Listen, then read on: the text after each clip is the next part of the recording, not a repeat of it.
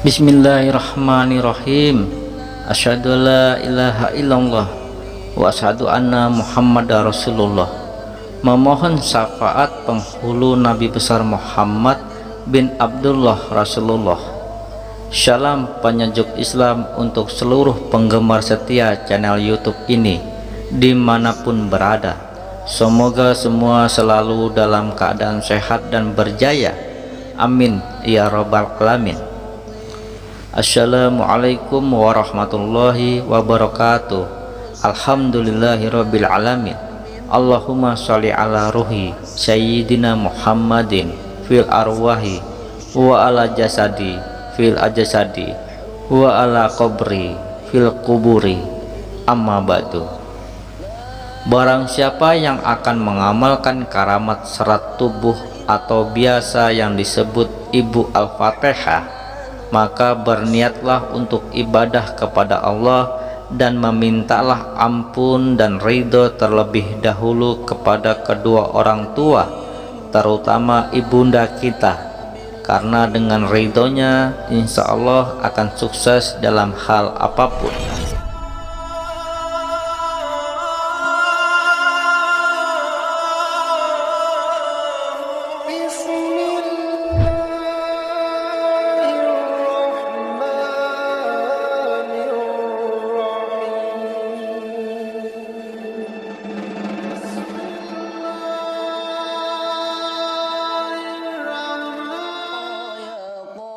Ibu Al-Fatihah sejatinya mengandung berbagai aplikasi nyata, dari rahim 7 lapis bumi, 7 lapis langit, yang dengan memahami sedikit kajinya ini dapat didayagunakan untuk berbagai solusi permasalahan hidup kita, baik masalah keluarga atau masalah keuangan yang dihadapi. Tapi tetap bekerja keras, usaha, dan selalu berpikir positif dengan masalah yang dihadapi. Insya Allah dengan kajian ini seseorang lebih nyaman mengamalkannya, lebih lega dalam ritualnya, sehingga lebih menciptakan rasa menyelesaikan masalah tanpa masalah.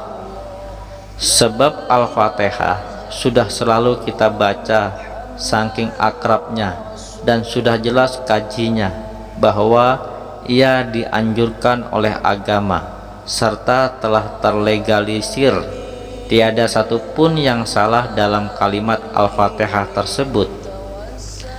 Ayat dari Al-Fatihah ini berbunyi atau berada, ia disebut ibu karena memang darinya lah segala tuah, segala energi, segala tenaga mistis, segala kejadian bermula bahkan bergerak kemanapun kita pada hari ini. Al-Fatihah dalam serat makhrifat terjadi jauh sebelum makhrifat Adam dan Hawa serta alam jahir ini diciptakan. Al-Fatihah adalah kalimat lengkap serta awal dari ucapan makhluk semula awal kepada Tuhannya, sebagai rasa menghamba atau mengakui bahwa ia hamba dan Tuhan itu yang dihamba, atau ia yang menyembah dan Tuhan yang disembah, yaitu Nur yang bernama Muhammad. Al-Fatihah adalah keabsahan pengakuan makhluk paling awal saat ia mengakui bahwa yang makhluk itu ia, Nur Muhammad, dan yang bukan makhluk itu Tuhan, Allah. Setelah Al-Fatihah itu tercetus kalimatnya oleh Nur Muhammad, namun masih belum teratur, masih berhamburan karena makhluk awal tadi masih terkejut dengan kejadiannya. Setelah kalamullah mulai menjadi seperti malaikat, ruh, dan Nabi Adam, maka mulailah Al-Fatihah ini menjadi penggerak utama dari biomodeling kejadian-kejadian makhluk lain tadi. Al-Fatihah mulai terpikirkan oleh makhluk-makhluk tersebut sebagai rangkaian ruh kalimat yang harus dirangkai. Pada saat inilah Al-Fatihah mulai menjadi cikal bakal, sebab musabab dari bermulanya sifat-sifat serta kejadian makhluk Allah tersebut.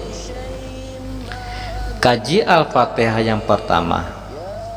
Saat Al-Fatihah itu disusun berdasarkan susunan ruh yang indah, baik dan tepat. Di saat itu pula menjadilah beberapa bentuk dari alam semesta ini. Maksud saya saat ayat pertama Al-Fatihah dibentuk dengan disusupi ruhnya, maka terbentuklah susunan geometris langit pertama dan susunan biokolektif susunan zahir otak Nabi Adam dengan lengkapnya, pintar, berakal, dan sempurna. Dengan begitu, maka otak Nabi Adam tentu juga semua manusia adalah saudara, selahir dengan ayat Al-Fatihah yang pertama. Jika kalimat ayat ini terganggu atau tidak terbaca oleh manusia, maka akan sangat berpengaruh kepada otak manusia tersebut. Ini yang disebut kunci ilmu Ibu Al-Fatihah tersebut. Kaji yang kedua, Al-Fatihah itu setelah lengkap tersusun di alam malakut, ia disumpah bahwa energinya akan menyelamatkan siapa saja yang membacanya dengan penuh lengkap dan istiqomah. Jika ada seseorang anak cucu Adam membaca Al-Fatihah lalu ia belum sempat melengkapi ayatnya karena terganggu oleh perkara lain, maka akan terganggulah 10 rotasi perputaran muka bumi ini. Maka alam semesta akan kacau balau, memori seluruh makhluk akan terganggu. Maka oleh itu, sesiapa yang membaca Al-Fatihah, maka ia akan diselamatkan dari segala kejahatan sampai ia selesai membaca lengkap penuh ayat Al-Fatihah tersebut oleh Qodamus serta alam sekitarnya. Kaji Al-Fatihah yang ketiga. Sesungguhnya sesiapa yang salah sedikit saja bunyi tajwid membaca Al-Fatihah, maka sesungguhnya ia telah mengundang 9 anak cucu syaitan untuk hadir dan bekerja untuknya. Sebab di dalam Al-Fatihah itu ada nama 9 anak syaitan. Jika tersalah bunyi membacanya, seperti iyyaka na'budu wa iyyaka nasta'in. Jika tersebut kanasta'im, maka ta'im itu adalah anak syaitan dari golongan jin. Contoh yang kedua ada pada kalimat iyyaka na'budu. Jika tersebut bunyinya iyyaka na'budu, iya menjadi iya, maka artinya bukan lagi kepadamu ya Allah kami menyembah, tetapi menjadi kepadamu ya matahari kami menyembah. Kaji Al-Fatihah yang keempat. 7 ayat Al-Fatihah itu sesungguhnya berada dan berbentuk dalam serat bagian tubuh manusia. Ia menjadi kursani dan hamiyah, besi semula jadi, dan api tubuh manusia. Ayat tersebut berada terpencar-pencar di dalam 7 bagian tubuh manusia. Jika ke-7 kalimat Al-Fatihah ini yang berada pada 7 bagian tubuh manusia tersebut dapat koneksi, maka ia akan menghasilkan dentuman energi nyata yang sangat besar. Sesungguhnya tenaga dalam yang mampu mementalkan benda mati tanpa emosi, orang yang mampu mengeluarkan serangan api dari tubuhnya, mampu melayang di udara atau berlari cepat. Semua itu adalah bentuk nyata dari kursani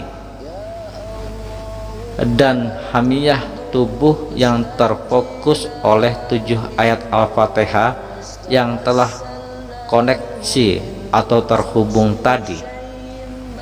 Sayangnya, sangat banyak orang kita muslim sekarang yang ke-7 ayat Al-Fatihah di batang tubuh ini masih terpencar atau terputus-putus satu dengan yang lainnya, sehingga tidak dapat merasakan manfaat khasiat dari Al-Fatihah yang ia baca atau yang ia amalkan. Adapun tata cara untuk menggabungkan ke-7 ayat Al-Fatihah yang terpencar-pencar dalam batang tubuh kita tadi beserta tata cara menggunakan induk Al-Fatihah ini. Ayat yang pertama tersimpan pada serat tubuh tengkorak kepala manusia. Jika ayat ini dikontrol dan didaya gunakan seperti dimanfaatkan sehingga bioenerginya mampu dikoneksikan pada ayat di tubuh yang lainnya, maka reaksi yang sangat baik akan pengamal dapatkan. Ayat yang kedua, Al-Fatihah tersimpan pada serat tubuh bagian jantung. Jika ayat ini tidak tersambung, maka akan sangat berpengaruh pada seluruh reaksi jantung dan jiwa orang tersebut. Dan jika mampu dikoneksikan dengan ayat ini dengan 7 ayat lainnya, maka akan mampu memproduksi energi ketenangan luar biasa dan nyata dirasakan pada jiwanya. Ayat yang ketiga tersimpan dalam serat tubuh bagian bahu sampai telapak tangan sebelah kanan, sedangkan ayat yang keempat tersimpan di serat tubuh bagian bahu sampai telapak tangan kiri. Ayat Al-Fatihah yang kelima tersimpan pada serat tubuh bagian kaki kanan, dan ayat Al-Fatihah yang keenam tersimpan pada serat tubuh bagian kaki kiri, dan ayat Al-Fatihah yang ketujuh tersimpan pada serat tubuh bagian kelamin. Jika ayat ketujuh ini mampu dikoneksikan dengan ayat yang lain, sangat ampuh dan efektif untuk media solusi bagi yang sudah berkeluarga namun belum mendapatkan keturunan. Ketujuh ayat surat Al-Fatihah ini, jika ia mampu mengalirkan energi, maka seluruh inti sari serat ruh serta energi dari Al-Fatihah itu sangat berfungsi nyata untuk berbagai keperluan. Ia menjadi tonggak tunggal dari media penyelesaian masalah dalam hidup ini. Namun, jika ia diputus, maka terputus jualah sebab-sebab dari kejadian yang bersamaan dengannya, sehingga bagian tubuh yang tersimpan serat tersebut akan goncang dan tidak dapat lagi difungsikan sesuai dengan kehendak si pemilik tubuh itu sendiri. Ia akan bergerak dan bertindak di luar kontrol tanpa disadari oleh si pemilik tubuh itu sendiri. Dan berikut ini tata cara agar mengaktifkan ke-7 ayat Al-Fatihah yang tersimpan berpencar di batang tubuh manusia dengan cara: silahkan saudara ambil air hujan atau tampunglah air hujan dengan menggunakan wadah dari plastik, dan air hujan langsung dari langit pada saat menampungnya. Setelah didapat air hujan murni pada pukul jam 11 malam, ambillah wudhu lalu sholat hajat 2 rakaat, dan setelah selesai sholat hajat 2 rakaat dilanjut membaca tawasulannya. Dan untuk tawasulannya silahkan Anda cek di deskripsi di bawah video ini. Setelah selesai, saudara letakkan air hujan tersebut dalam piring yang juga terbuat dari plastik. Lalu lakukan zikir teknik seperti ini, dengan didahului membaca Bismillahirrahmanirrahim dan syahadat 1 kali. Kemudian bacalah surah Al-Fatihah ayat terakhir sebanyak 7 kali. Lalu dilanjutkan ayat Al-Fatihah yang pertama sebanyak 1 kali, dengan posisi tangan memegang tengkorak kepala atau kedua telapak tangan ditempelkan kepada kedua telinga seperti saat kita azan. Lanjutkan dengan ayat yang kedua sampai ayat ke-7 surah Al-Fatihah tersebut dengan teknik yang sama seperti di atas, dengan posisi seperti meditasi. Pada saat ayat kedua, posisi kedua tangan memegang atau mendekap jantung. Pada ayat ketiga, posisi tangan kanan melintang menempel pada perut dan tangan kiri lurus biasa saja. Pada ayat keempat, posisi tangan kiri mendekap melintang di perut dan tangan kanan lurus biasa saja. Pada ayat kelima, kaki kanan melintang bersila dan kaki kiri lurus membujur. Pada ayat keenam, kaki kiri yang melintang bersila dan kaki kanan lurus membujur. Pada ayat ketujuh sampai amin, bagian kelamin kencangkan dengan menahan napas. Jadi saat membaca tekniknya tersebut, tahanlah napas, bukan olah napas. Sampai di sini saya harap saudara-saudari bisa memahami ya. Setelah selesai, hembuskan napas 7 kali pada air hujan dalam piring plastik tadi. Lalu simpan dulu air hujan tersebut. Lakukan teknik pengaktifan tersebut selama 7 malam berturut-turut dengan teknik yang sama dan jam yang sama pula. Dan pada saat nanti selesai 7 malam, maka gunakanlah air hujan tersebut untuk mandi pada sore hari, dicampur dengan air mandi biasa. Sebelum Anda mandi, bacalah Al-Fatihah 7 kali dengan fasih. Setelah itu selesai, Ibu Al-Fatihah ini sudah dapat menggunakan energi intisari dari ruh Al-Fatihah ini seperti contoh berikut.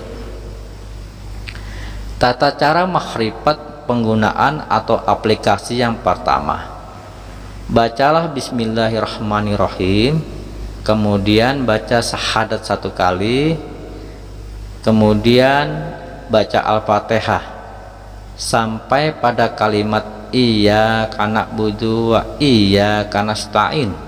Stop pada kalimat itu, kemudian sambung dengan niat. Contohnya seperti ini. Tidak akan tersambung Al-Fatihah ini sebelum si nama target datang kepadaku untuk membayar hutangnya. Perlu diingat, dalam aplikasi penggunaan ini jangan disambung Al-Fatihah yang tadi kita baca sebelum si penghutang datang membayar hutangnya.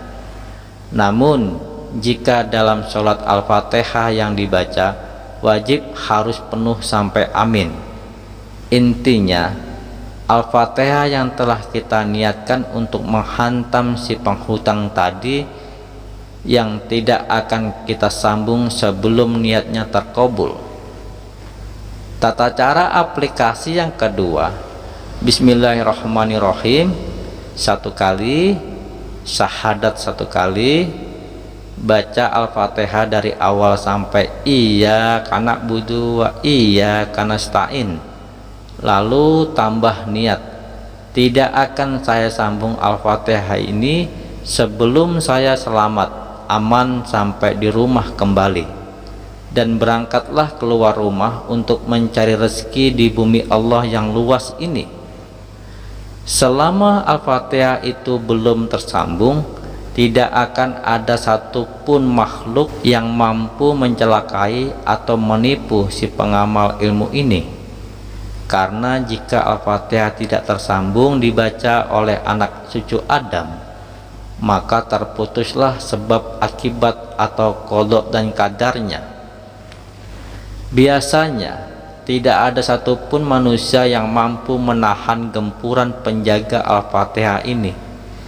Jika ia dibaca setengah dengan niat karena sebab si target belum membayar hutangnya atau yang lainnya. Ingat, sangatlah penting bagi penjaga Qadamus surah Al-Fatihah menyelamatkan si pembaca Al-Fatihah yang baru setengah tadi. Al-Fatihah terbaca utuh sehingga kekuatan ruh Al-Fatihah atau rotasi alam semesta dapat berlangsung seperti yang telah dikadarkan.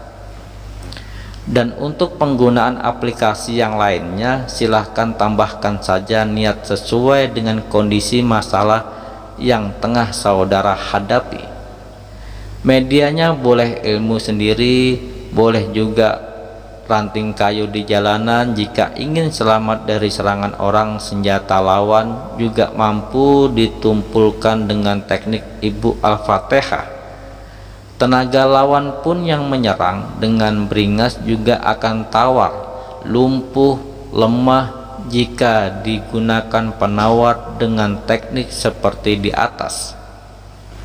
Wahai saudaraku, tolong diingat, setelah terkabul niat serta ilmunya dengan menggunakan teknik Ibu Al-Fatihah ini, maka ingatlah, jangan lewat dari 7 jam Al-Fatihahnya harus segera disambung, karena jika terlewat akan sangat berisiko sangat tinggi bagi organ tubuh si pengamal itu sendiri. Wahai saudaraku, semoga kajian kali ini bisa bermanfaat untuk kita semua, dan video ini sebatas untuk menambah wawasan saja, tidak ada unsur kesombongan ataupun yang lainnya. Semoga berkah kajian singkat tentang makrifat serat tubuh Ibu Al-Fatihah, dan semoga Anda bisa memahami dengan baik, dan semua kembali lagi kepada niat kita. Semoga Allah Subhanahu wa Ta'ala selalu memberikan pertolongannya kepada kita semua, agar kita selalu mendapatkan petunjuk serta kemudahan dalam berjuang di jalannya. Amin ya rabbal alamin. Dan bila mana ada kata yang kurang berkenan di hati Anda semua, saya mohon maaf yang sebesar-besarnya. Dan terima kasih telah menonton video ini sampai selesai. Jika ada sesuatu yang ingin Anda tanyakan, silahkan komentar di bawah video ini. Dan sampai jumpa di video keilmuan selanjutnya. Salam ukhuwah Islamiyah, salam persaudaraan tanpa batas, salam satu nusa satu bangsa NKRI. Saya Andi Jainuddin, la haula wala quwata illa billah, wallahu alam bisawab. Wassalamualaikum warahmatullahi wabarakatuh. Ya qadim judlana bil ilim, tawassalna bil munib syaim ba abdil karim. Ya Allah ya waqi judlana birrizqi, tawassalna bil muttaqi bisyayyin ba marzuqi. Ya Allah ya Qudus najina min bu'us, tawassalna bil muhin nufus bisyayyin ba mahrus. La ilaha illallah, la ilaha illallah, la ilaha illallah, Muhammadur Rasulullah. Ya qadim judlana bil ilim, tawassalna